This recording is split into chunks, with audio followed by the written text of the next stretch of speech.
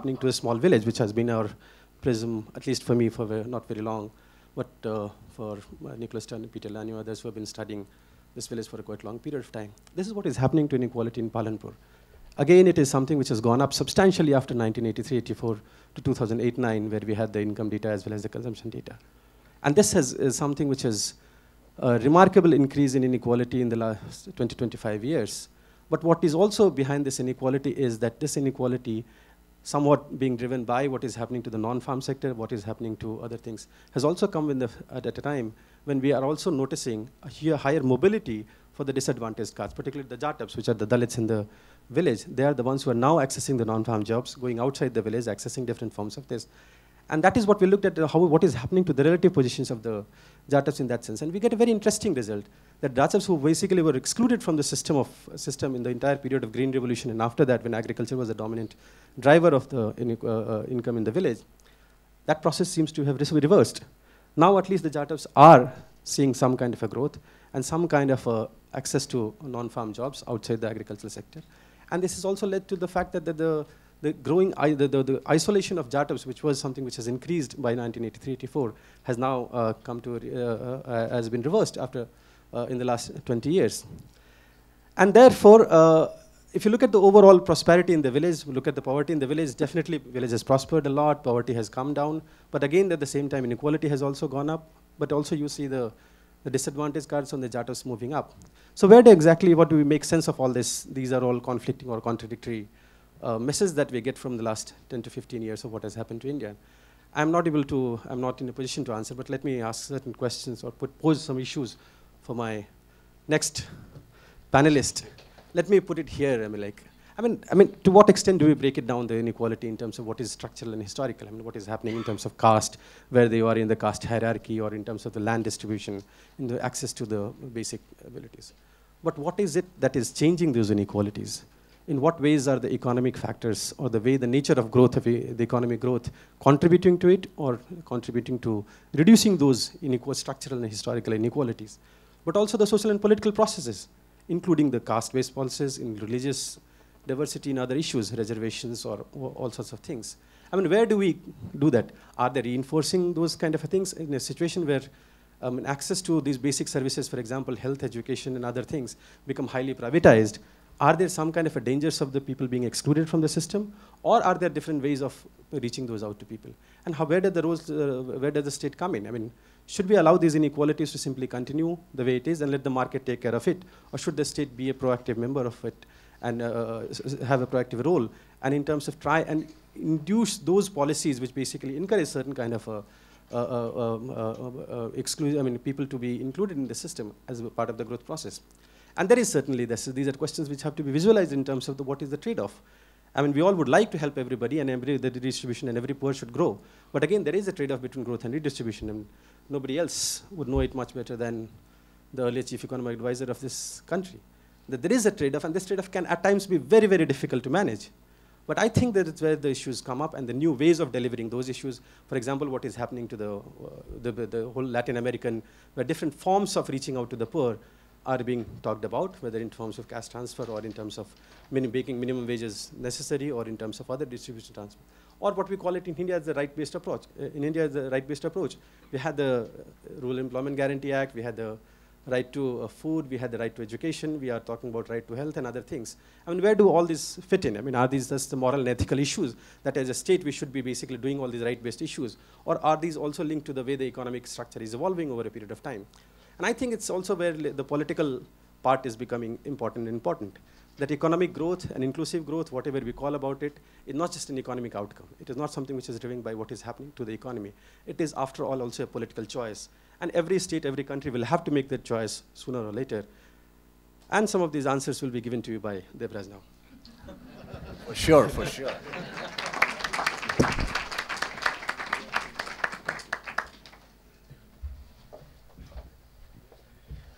Himanshu, that was really interesting. I got a lot out of seeing those figures.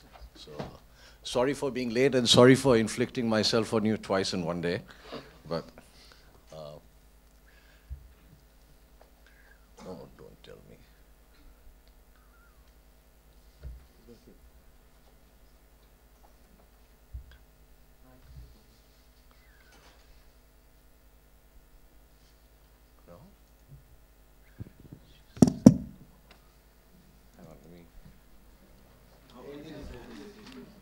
Great. Okay. Have you maximized this? Control L. Oh, sorry. Okay, Bruno, I'm starting now. just making sure I'm not paying for that. Okay. So Himanshu already gave you this. I just wanted to supplement his data with one more little piece which I took out of Thomas' web page. You can build this. This is the red line is top Indian incomes taken from Abhijit and Thomas' paper. And the blue line is the United States. This is the share of the top 1%. Following, obviously not an identical trajectory, but something quite similar. The data for India ends in 2010. This is taken from income tax reports. This is for top 0.1% of the population. This is for top 0.01%. You see that India is not alone, and it's going the way of many other OECD countries. Okay? So there's a global phenomenon at work here. And if you actually look at the indirect evidence, things could be even worse than in the United States. So, for example, this is something that Maitreesh and I put together on millionaires and multimillionaires. Once the Times of India reported very proudly that India now has 14,800 super millionaires, which is, of course, a completely meaningless thing because India has a lot of everything, right? Especially when it comes to population. So you actually deflate that by positing a share positing a certain kind of wealth inequality for the world as a whole, you can actually predict, this is a more detailed exercise that we did, you can actually predict the number of millionaires and multimillionaires that India should have relative to the United States. That predicted number is actually 1.28%. That is, India should have 1.28% the number of millionaires in the United States. Okay? The share of millionaires in the United States. It turns out that as you look at the three red numbers, the actual share of millionaires almost hits that number up to the second decimal place, right? It's 1.22. But the predicted number of multimillionaires is half that of the actual number of multimillionaires in India. Okay, so that number is really very big after you do all the cleaning of the data. So it suggests that India is doing quite well. I don't know what the word well means, but quite doing well in terms of inequality, even compared to the United States, which is a staggering achievement. Okay, so of course at the other end, as Himanshu was also pointing out, poverty has fallen as well. So if you look at the poverty headcount, it has been coming down. So as I was saying, non-stop this morning, I'm not going to repeat that. It's not just a question of poverty coming down. The fact is that rising inequality creates both aspirations and frustrations. And this is the question I asked you this morning. Would you accept 2% growth per year along with everyone else? And would you accept it if others are going at 10% a year? Okay, and I think this is at the heart, this sort of relativistic notion is at the heart of a lot of the debate and the issues and the passions that we see that are happening today. So this has sharpened the growth redistribution debate. So there's this great book, okay, great in more senses than one, right? That summarizes the evidence. That's just brilliant stuff, summarizing the evidence on rising inequality worldwide. It's really compelling and useful. And then I was asked by Chetan to say a few words on Thomas' book, which really is not that relevant to the topic at hand. But in any case, it's interesting that Thomas actually describes three fundamental laws, among them this famous third fundamental law, otherwise known as the central contradiction of capitalism, right? Which all of you know about, R greater than G. Capital income grows faster than overall income, and therefore income of capital owners eventually dominates overall income. So you've seen this. This is Colbert's report with a T-shirt, R greater than G. It was selling very well in the US, so everybody knows about it. The problem is that Piketty's analysis, while also being, as you also saw from Himanshu's work, a lot of the action is happening in the wage profit split, skilled, unskilled split.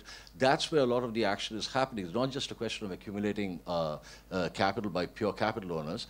But apart from that, this R greater than G, I'll just say a word of it, it really compares apples and oranges because R tracks the level of capital income and not its growth, whereas G tracks the growth of average income and not its level. And so it's really comparing two different objects.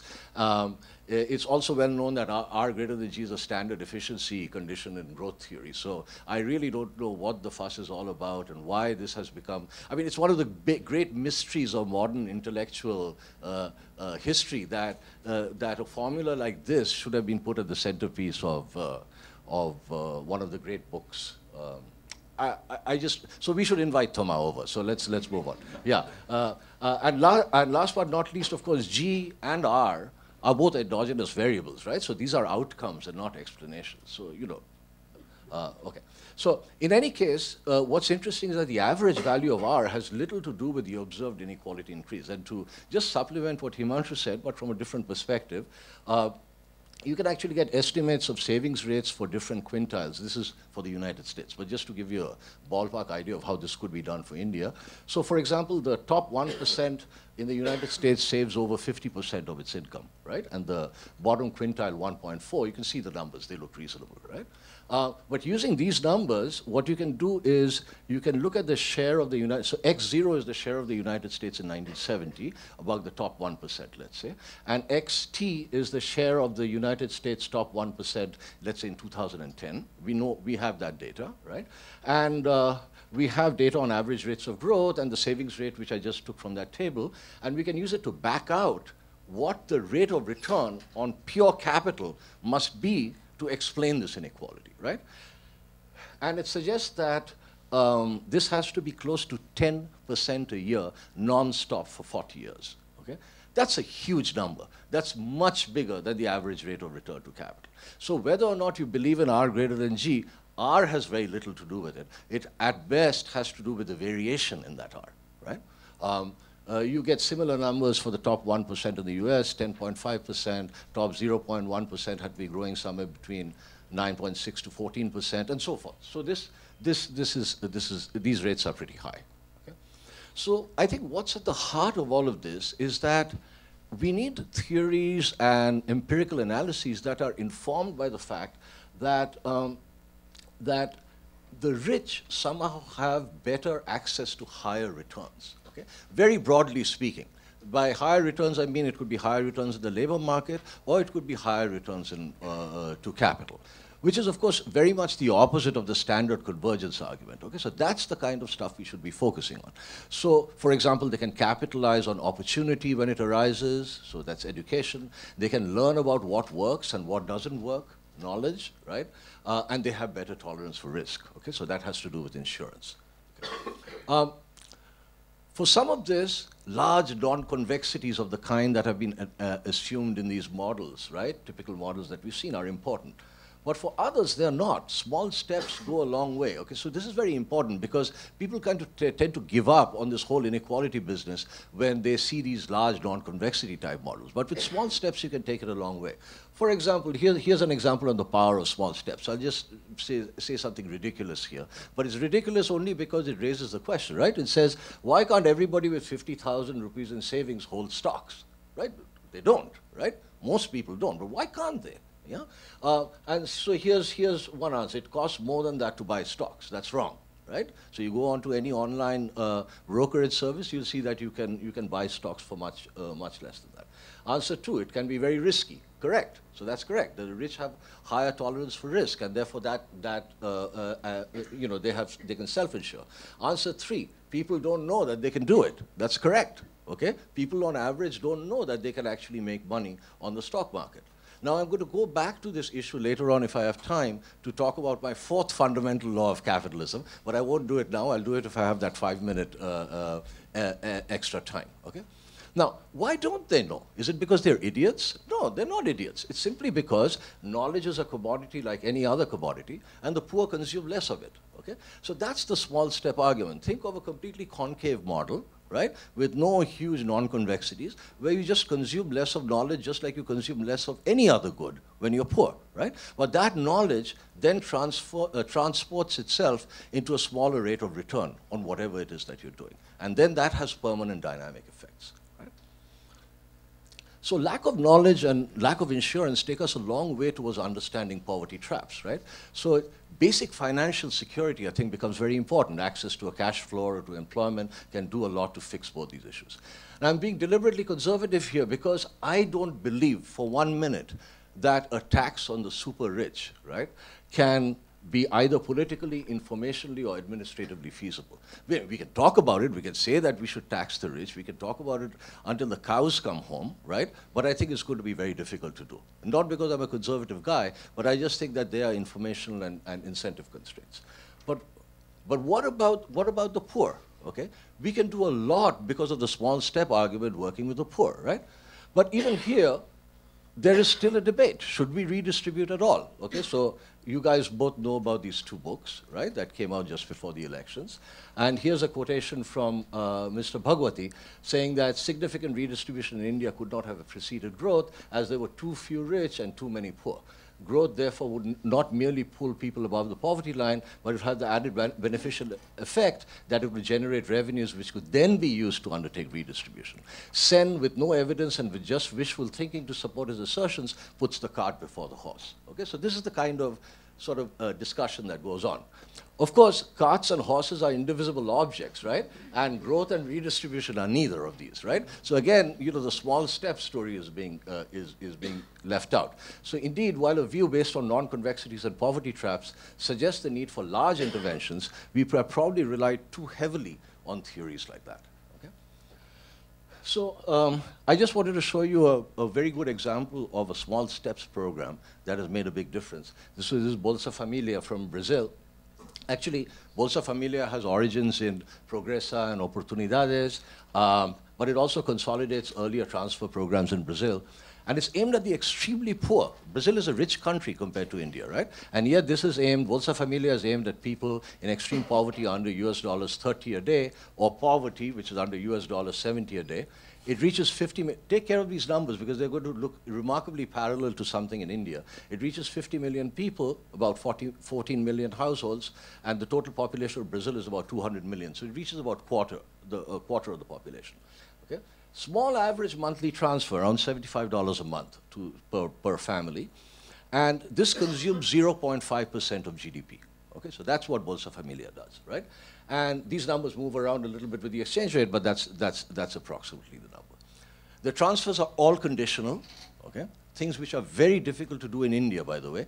But in any case, these are conditional transfers. The children must attend local schools. Children must be brought for regular medical checkups, full immunization, child development, monitoring for nursing mothers, and so forth. Okay? Now, it's not easy to evaluate Bolsa Familia because it wasn't rolled out in a random way like Progressa, right? So it's hard to do proper identification on this. But all the studies point to significant and measurable impacts on inequality decline, which is huge in the 2000s in Brazil, okay? And Brazil is like champion of world inequality, right? So this is good stuff. And it's estimated that about 1/3 of the poverty decline in Brazil is due to Bolsa Familia. Okay? It's a relatively small intervention, right, as interventions go. And I'm not even counting other pro-poor Brazilian pension programs, which is a whole separate area. I can talk about it if you're interested, you can ask me. Now, the scale of Bolsa Familia bears a striking resemblance to our outlay under the NREGA, right? Employment is at around 130 rupees a day for up to 100 days per household. It reaches 50 million households since 2008, which is about 250 million people, about a quarter of the population, just like Bolsa Familia, okay? The payouts are lower, India is poorer, right? The outlay is about 0.4% of GDP. So we are talking about something on the scale of Bolsa Familia. What's the conditionality? None except work, right? You have to work, right? Any other conditionality, such as school attendance, will be notoriously difficult to implement in India, right? Now, here's the backlash. So one would imagine that 0.4% of GDP, right, is an acceptable pittance for what NREGA seeks to achieve, right? And we all know about a lot of these things, except the one on infrastructural assets, where I look in vain for good evidence, but we have a lot of other good results. But one would imagine that this would be okay, right? But one imagined wrong, right? So here is Mr. Bhagwati again, this time with Panagaria. This is in response to a letter that we wrote urging the PM to continue NREGA. He goes, "This letter is authored by misleading economists Modi has announced his intention to step up expenditures to reflect his grand vision for India.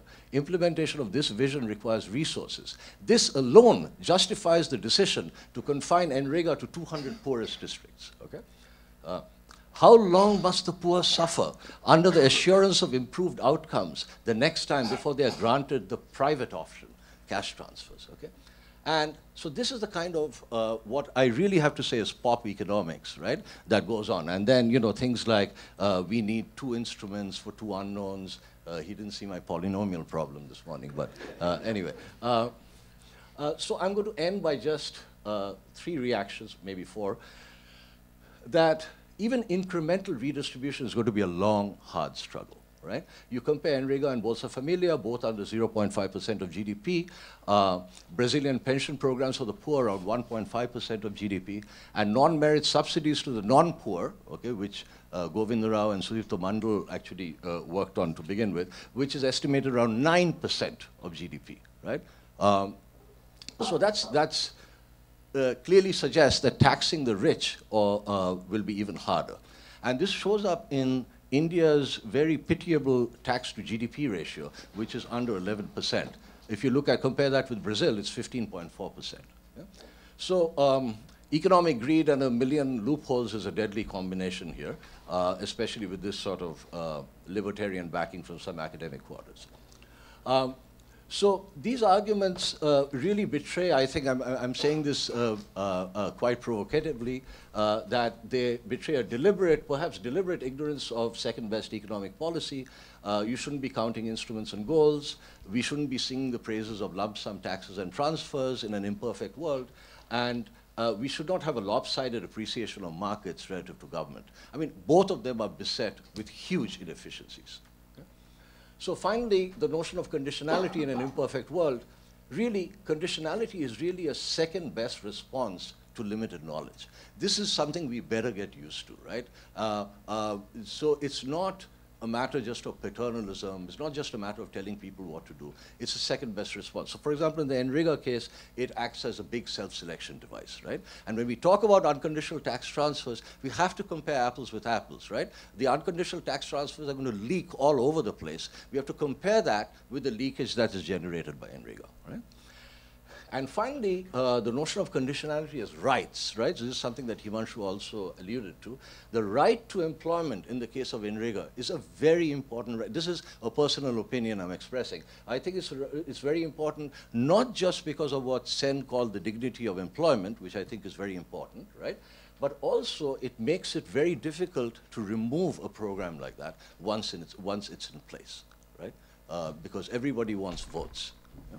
Okay, I'll stop there. Thank you.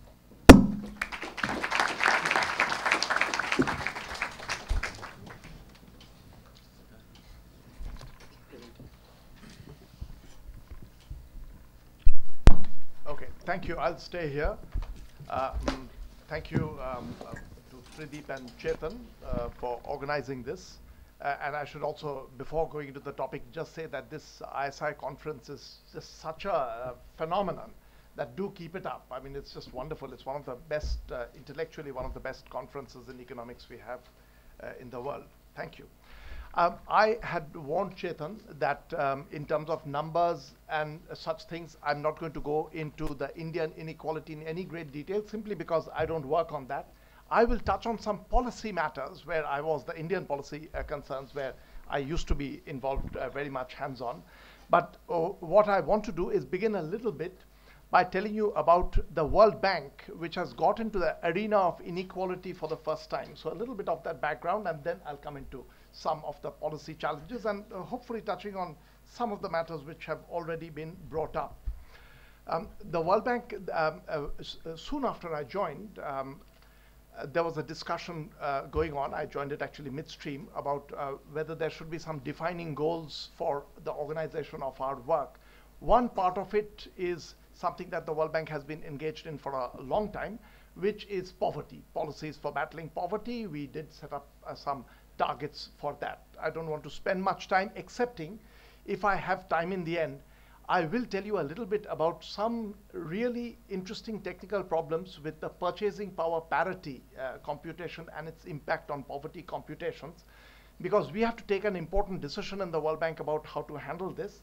We've got a meeting coming up in January of some specialists, and I will throw what the problem is. I will try to tell you. So if you send me some feedback later, that will be of use to me. Okay, with that, let me. So the poverty goal, just a little bit on that.